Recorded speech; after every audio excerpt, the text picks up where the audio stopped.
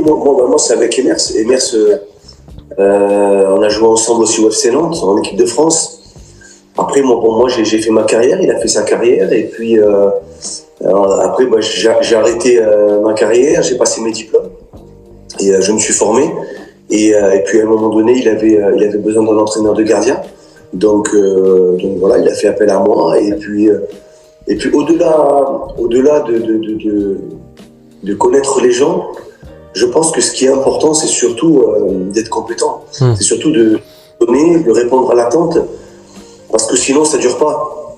Et ce qu'il faut, c'est essayer de vraiment d'être compétent et sur la durée, et surtout bien apprendre son environnement et savoir où tu vas, avec qui tu vas, et puis après donner le meilleur de toi-même, hein, comme quand j'étais joueur.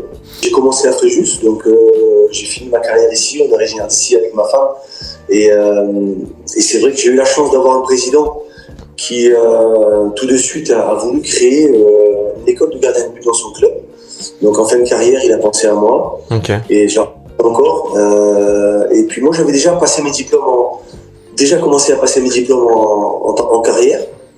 Et c'est ce qui m'a permis aussi, je pense, d'être assez vite structuré et d'avoir une approche assez simple mais efficace du poste. Et puis après, je suis passé avec les seniors et puis j'ai continué d'apprendre, je me suis formé. Ce qui est intéressant d'apprendre dans le foot amateur, c'est que on apprend avec pas beaucoup de moyens. On apprend avec pas beaucoup de moyens et je pense que les difficultés sont autres que le foot professionnel.